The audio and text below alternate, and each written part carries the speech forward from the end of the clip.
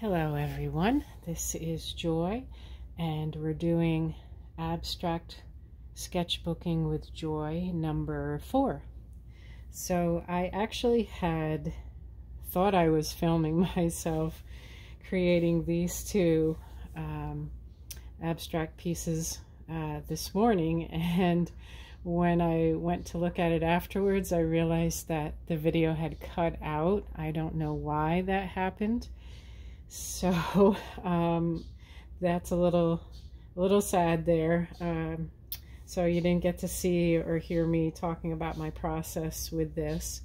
So basically I started with a watercolor background, a watercolor base with just some cool colors in the blue family range. And then I took a black woody Stabilo pencil and did some black scribbly lines. And I think you have seen me show this before. This is the black Stabilo woody pencil that's very creamy, kind of like an oil pastel. So I did a little bit of line work with that, and I also did it with a blue one, which is a little bit harder to see. The blue was very much similar to some of those background colors, so it's not as obvious. Maybe I'll hold this up a little bit closer. I don't know if that helps you to see it a little better. And then I added some paper collages. So I had papers with some pinks and again some blues in there, and purple tissue paper collage there. So that was quite fun to do. And I had some of this patterned floral paper there, and I don't know if you can even see the blue one. That was a floral blue paper that ended up getting covered quite a bit up on top there. And then I also wanted to show you these really cool, it's like a tape, and it's drywall tape. This one, I don't know if you can see this one, it's a little more on the clear side, and this right here. So there's all these different kinds of mesh tapes that they use with drywall. And if you go on Amazon and you just type in mesh tape or drywall tape, you'll get lots of different options to choose from. So I actually bought a few of those. So this is just like a straightforward crisscross grid. This is the pink one that's here. This also comes in green, yellow, and turquoise, which I also ordered but hasn't come yet. And then some clear options that's a little more translucent, so it's harder to see that there is a weave pattern in there because it's got you know, a basic tape quality to it, and one that has stripes. I'm not sure if you can see this, if this shows up on camera, but this one is just stripes, just lines running in one direction as opposed to the crisscross. So collect different kinds of tapes. There's also cellophane tape. Sorry, my cat is invading again. Hi, baby. If she wanders on camera, I'm not sure, but right now she's meowing, so she's looking for attention. Anyhow, getting back to this. So yeah, there's all these different kinds of interesting tapes. Cellophane tape has kind of a yellowed, antique-y quality to it, and I'll probably use that in a future video. Just so you can see that. And so then I also went in with just acrylic paint in a mint and a darker teal color, and these beautiful blue shapes is a paper actually, and I have my little box of These are all the, you know, when you get the alphabet stencils and you punch out the letter, these are the negative shapes from the letters. So always keep those because you get really interesting shapes that you somewhat might see a color or a number in, but not always because it's just the negative space from it. So it's really interesting. I keep them on hand for just adding a little bit of an interest in what's happening on the page. And yeah, that was it. So I did want to go back in with either gold and silver or both. Actually, I think I'll probably do a little bit with both. And white. So I wanted to show just the different kinds of paint markers. This is just a metallic gold. It's called Craftwork pen, water-based. So I have gold, silver, and actually copper in that. And then Staedtler white brush, Posca pens, which I love. It's like an acrylic paint, very fluid though, in marker form. And Sharpie also makes a white. Now, the only thing is that, and I'm gonna lift this up close to the camera. So most of these white pens don't show up very well. You can see I've used them here, all three of those actually. The wider band one is the Posca paint marker, so it does show up slightly better than the Sharpie white or the Staedtler white. So what I would suggest if you have these is to let it dry and then go back on top of it a second time, or maybe even a third time, and that'll, you know, brighten it up. Or if you don't want to do that, you could take your white acrylic or your white gesso and just go in with a really skinny thin brush and do your outlining that way. So yeah, let's see what happens with the silver, if we can get the silver to show up a little bit better than that white.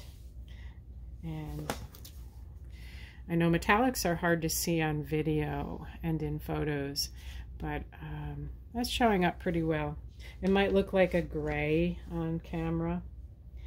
So I'm actually just going to go over where I had outlined with the white, because the white really was not showing up very well. So anyway, metallics are just so beautiful and such a really nice thing to add to your abstracts. Gold, silver, copper, or white. It just gives it a nice little pop, a nice little polished feel to it. You'll see a lot of artists actually are doing outlining with metallics.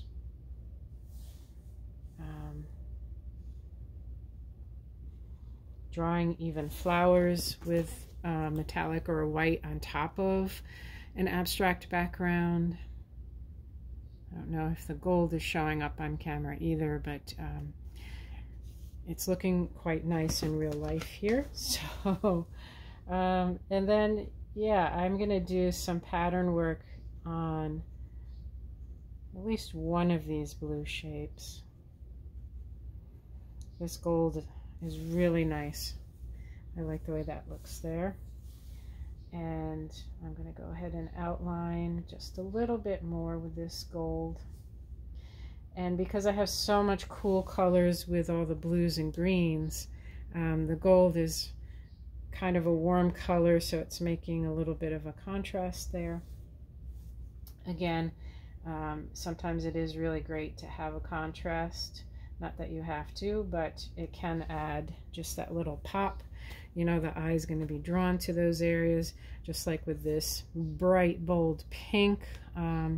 Those areas your eye will be drawn to because it's the opposite of all the blues and the greens.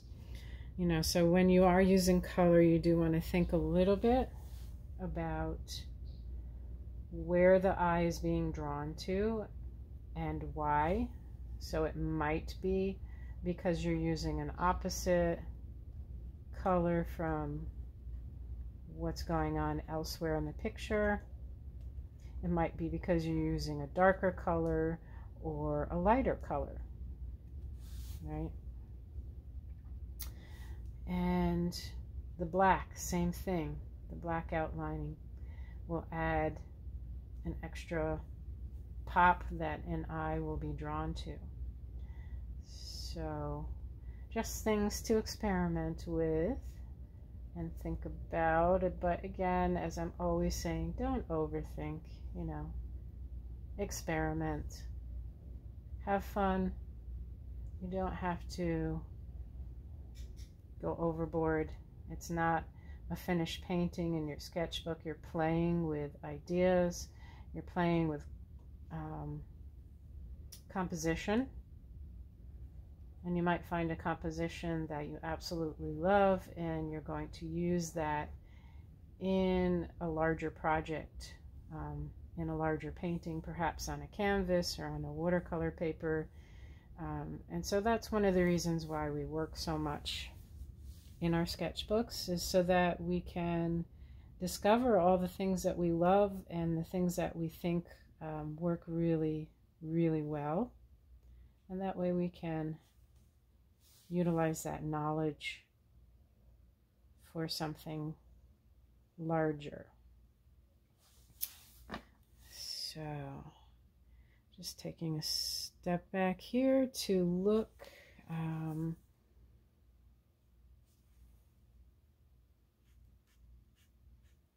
just going to do some gold lines.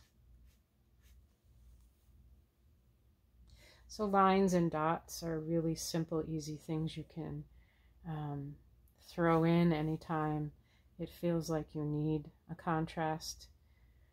If you have too many squiggles going on, you might need a line or a dot or a geometric shape. I think that's good. I think I like that. So I am going to step away from this for now.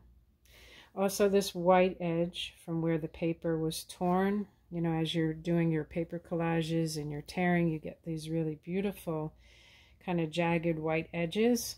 The eye will also be drawn to that because there's not too much white happening, and it's just a crisp, clear, sharp white, and being next to that bright pink, you know, boom. Your eye might go to the blue shape and then up in here, or it might go up in here first and then to the blue shape, and then it'll follow the squiggle around back into this blue shape. So your eye will kind of wander around through the picture. And you want to think maybe just a little tiny bit about that as you're working. You know, where would you like your viewer to have their eye wander? Not that you're showing this to anyone. Where would you like to have your eye wander? You know, this is your journey, and it's got to be fun for you. So as you're going into this image, into this design, where are you wandering? What's the path you're following? Yeah, that's the fun part about abstract art. And you could come back to this a week from now or a month from now, and you'll see something completely different that you never noticed the first time. And that's also a really wonderful thing about abstract art. And on the next page, I also did a full page collage with warm colors in mostly yellows and browns, a little bit of red, some copper. I pulled out the copper paint, which is really beautiful. And then this was a tissue paper that had gold and red on it. And then again, I used my stencil shapes, and I used some handmade paper for those stencils. So it's got like flower petals and seeds and little pieces of grass in there. And I just thought having two white shapes would be a beautiful contrast and would give your eye, you know, a place to rest within this, because there's so many other lines and things in the background. And I've got the tape, the grid tape, again, the drywall tape. All right. So there's a lot going on. So having that large white shape is nice, so your eye will have a place to rest if it needs it. And I am going to go back in with the gold pen on this one as well, and just see where I can just add some lines and some dots, maybe outline something, and just kind of see how it shows up against the background colors, against the acrylic paint that I used. So I used acrylic paint only for this one. Even the background is just acrylic. So, you know, you change up your supplies as often as you would like. Sometimes I work only in watercolor. Sometimes I just work only in acrylics. You know, you experiment with everything. That's the fun thing about art. There's all the yummy supplies, all the great colors, all these different beautiful mediums. You know, play around. Yeah. So, all right, gold. Let's see how it shows up on the craft paper. Not very well. It's very subtle.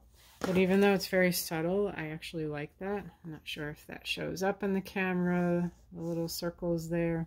I quite like that. Let's see if I draw a line. Ooh, it does. It shows up great on the white. So I'm just going to do some lines.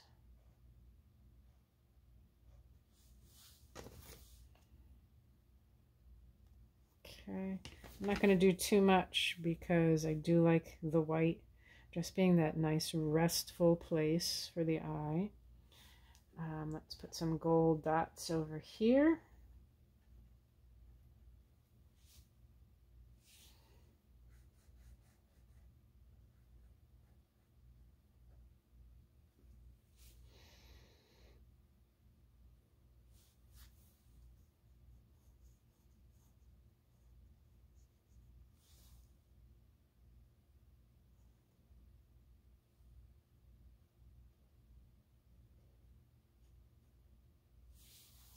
And I don't think I am really going to do a whole lot. I do feel pretty complete with this, at least for now. I might come back in a month from now and decide I want to do something more. Yeah, let's outline this copper circle up at the top. Yeah, so I might come back in at another point in time and say, oh, it needs more circles, or it needs, you know, another white shape someplace. But for now, I'm feeling complete with this. So yeah, that's it for today. And thank you so much, guys, for playing along with me. And I hope you have fun playing in your own sketchbooks.